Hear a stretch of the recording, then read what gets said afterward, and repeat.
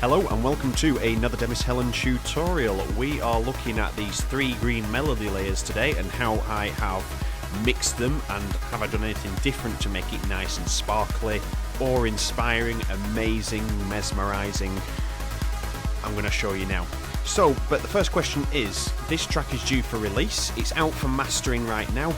Should this track be released in February or should it be in March? Because the original plan is March, but if you want to see that before, let me know in the comments that you want to see it and I'll make sure that I can do my very best to get it released in February because I've already got a January release, but I haven't got one set in stone for February yet, but this one was going to be my March one because it's when my birthday is and I wanted to release one of my better tracks in March. So you let me know in the comments below if you want to see it in March or February. Alright, so let's have a look at the melodies. So the melody main is a one instance of Serum, and then we have the melody body. And can anybody guess which sound this is from Massive? You'd never guess. You'd never guess in a million years what sound that is. And finally we have the melody spike. And it's just literally there to emphasize the transience of the sound. Okay, so if you're not listening on headphones, you ain't going to hear that sound. Just letting you know now. Optimized for headphones only, this video. Right, so the first sound, let's just uncover my screen here. I've got loads of stuff. Right, let's have a look. So this one is in Serum and... whoa. Let's just... chuck that down a bit.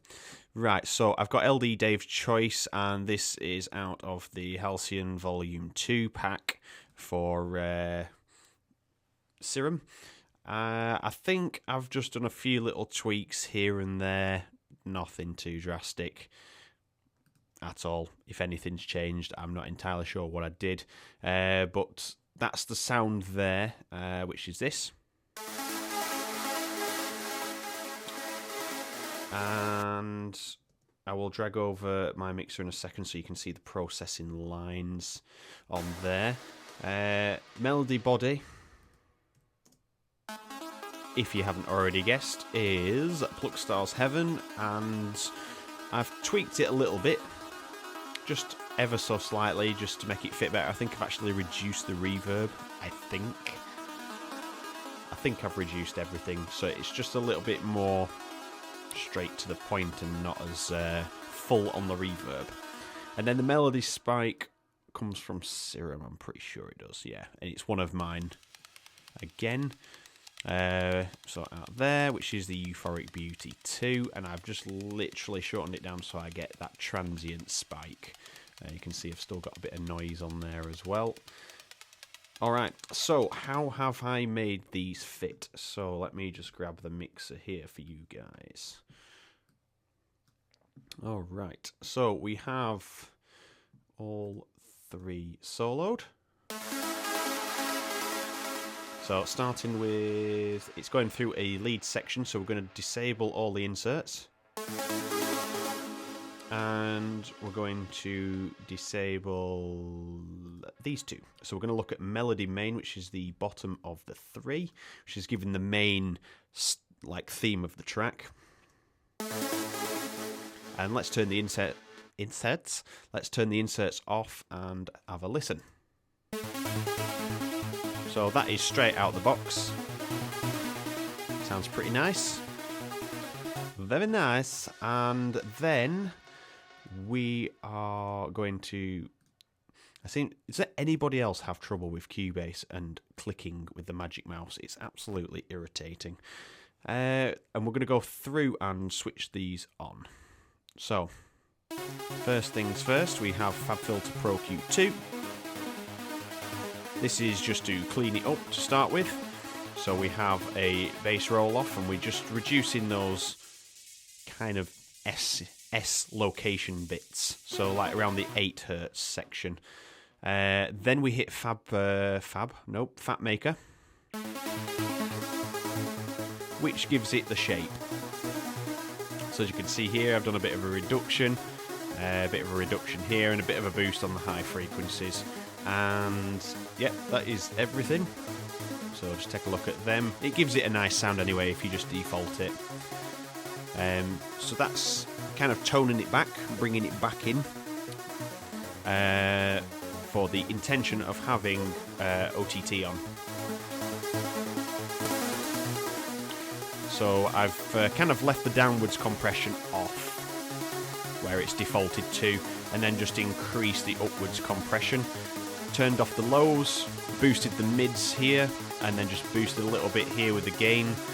And then I don't even think I've touched the highs there. The highs have actually been reduced slightly because it got overwhelmingly loud on the top end. And then the depth has been turned down, so it's like your mix knob. And time's been shortened right down, so it's kind of reacting really quickly. You get a really strange... It just gives it a nice, quick, snappy feel to it. Okay, and from there we have Roomworks to add its presence back into the mix. So this gives it its own space in the mix and makes it sound thicker and like larger than what it is. All I've done here is increase the reverb time, no pre-delay. Increase the size of the hall space, the diffusion, and then just, I think the width is already at 100, and then I've just tweaked how much of the low frequency and the high frequency comes through on the reverb itself, and then the mix is set to 30%. So that is everything for that. Kickstart, as it explains, it's just doing we're using this patch here, which, does it name them? Yeah, classic chain, and we set that to 36%, that's where it sounded the best. And then finally, we have FabFilter Pro Q2, just rolling off that bottom end again. That's been reintroduced by adding the OTT, the reverb and the Fat Maker there. And that is the final plugin, the final insert there. So we'll move on to the lead channel last. We'll look at the melody body next. Not as much done. This is what it sounded like originally. So then first things first is the reverb FabFilter Pro Q2 rolling off the bottom end, so we're not getting all this dodgy stuff down here. Then Firefly, so just a bit of compression. I'd say gentle, it's quite extreme, but it does give it a nice sound. Very low ratio, letting a little bit of bite back through by using a slightly faster, I can't speak today, a slightly slower attack, and then a slightly slower release as well, and then a makeup gain to obviously compensate for the threshold being so high up. So it just brings out all those lower details, especially on the delay. So it makes it sound thicker than what it actually is. Then we have Pro Q2 again, bottom roll off, and then I've removed this frequency here. Everything was congregating in this section. It's quite a harsh cut there actually, but it was necessary for the other synth to kind of flourish alongside it. So if we remove it,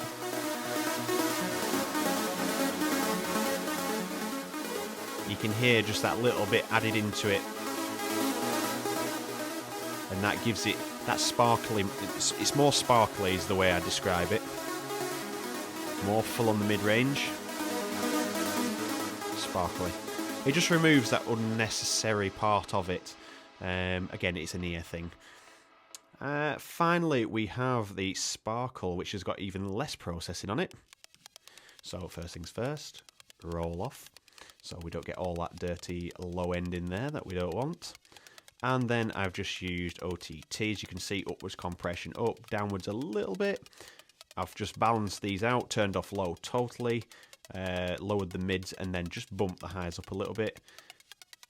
Reduced the gain because it went crazy.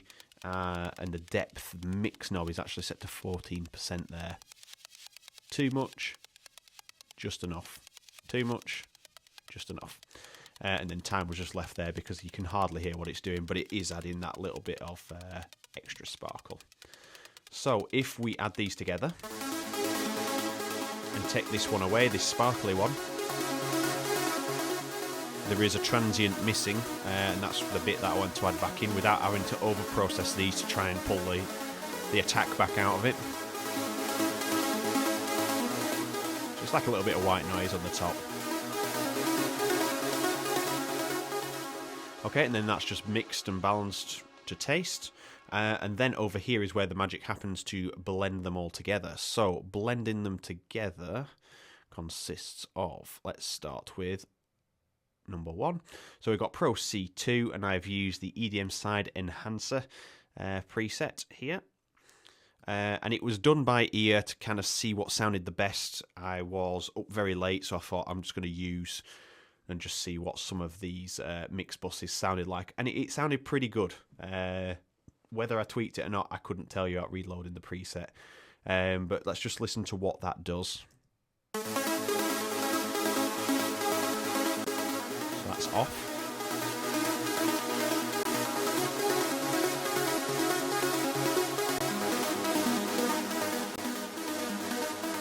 So again, it thickens the sound, but it also helps to blend them because, as you can see, it's a side enhancer, so it's enhancing the side channel more on the processing.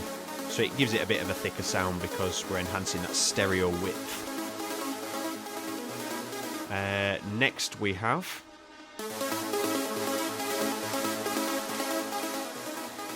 some roll off here, Pro Q2 again. Here, just removed some of this. Didn't want that kind of howling, whistling cyberdog sound in there. And just rolled off the top end. You can't hear it. Some of you might be able to hear it because it's at 18,000 hertz. No, 19,000. We can hear technically up to 20,000. But just to stop that top end getting filled up, just like you do with the bottom end, I've just rolled it off a little bit, just to bring it under control, especially for the mastering side of things. Then I have used this. This is something I don't use too often from Waves. It gives it a warmer sound. It adds a bit of bite to it, but it's warmer at the same time. So if the bottom end wasn't rolled off too much, it would sound really warm. But it's just adding that bite back into everything, again, merging. So there's a lot of mid-range detail, lower mids in particular, and that just boosts them up. So as you can see, I've just tweaked here, boosted a little bit here and here, and really done like a low filter here, just to get rid of some of those lower ends. Little tweaks go a long way. So next in the chain we have Pro C2 again, mid-range tonal calmness. Okay, so as you could hear, that compressor added a lot in. So to add and bring it under control again, I've gone to, I don't know where I've gone because it doesn't say on there where I've gone. Mid-tone calmness. There we are. So it's out of the mastering section, and it's just to really control those mid-range, as you can hear. Very uncontrolled, very loud, obviously because of that previous EQ. And then just to bring it back under control very gently, nothing too drastic. You can see there's hardly any reduction going on here. So we could go into stuff like that later on, but again, it was late at night and I just used some presets and they fit nicely because it's a very bare bones, simple track. And then finally we have some reverb just to blend and fray the edges of it. So like if you was to put a bit of a glow on Photoshop round something, it just feathers the edges out a bit, and that's what this reverb is doing here. As you can see, it's mixed around 16%. Very similar settings to what I put on the other one. Maybe not as harsh. A lot of the highs are cut out. But it adds to that texture back into the sound that was lost during the processing stage at this point here. We lost a lot of detail here, and it just helps to fill that back up a little bit. But You know what I mean? And then the bass takes over that section and all other sections. So in context, let's have a listen all together.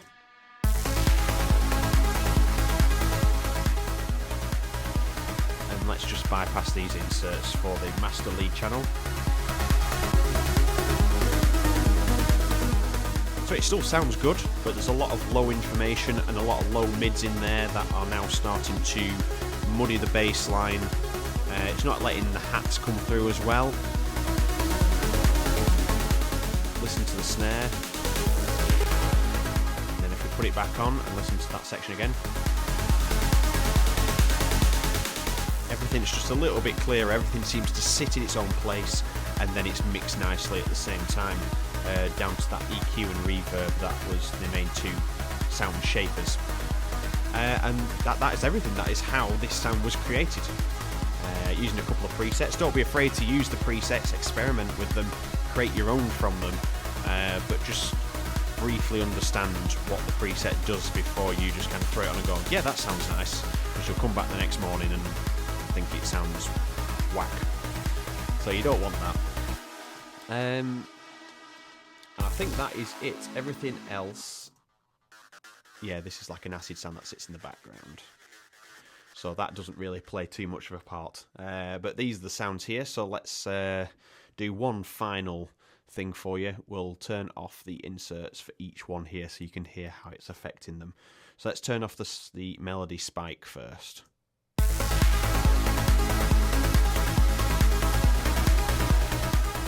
Okay, so the melody spike is now just zero processing on it. Can just hear it very slightly. On the headphones I can hear that little transient hitting a little harder.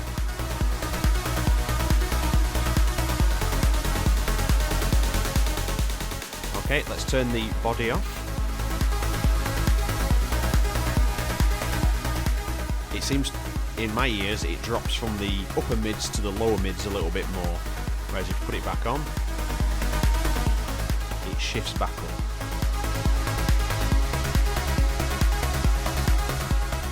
And then finally, let's have a look at the melody main. That's the one that's got the most processing on to get that sound. So you can hear how flat it sounds. It's lacking its space in the mix. It's just sat on top of it, playing away, thinking it sounds good. Then it meets all its friends in the insert channel, and it suddenly becomes the most popular synth in the track. Yep, I'm rambling on too much now, guys. That is this track called Aeolia. Like I said at the start of the track, the video, just let me know if you want to see this in February. Otherwise, it will be released in March, so just let me know. I will be posting comments. I'll be posting updates on YouTube now. It's something I haven't done, so keep up to date there. If you're not always on my Facebook page and Instagram, it takes a back seat a little bit on Instagram. Some days it's really like positive, like towards the channel, but I don't expect you guys to go over there all the time, so I'll post a lot more on here. Alright, so if you like this video, just give me a thumbs up. If you didn't, hit thumbs down. Just hit it twice. And finally, leave me a comment if you just want to express any concern for the video, or if you want to see something different, just let me know, and I'll see what I can do to accommodate. You know who I am, and you know where I am. Alright, cheers guys. See you later.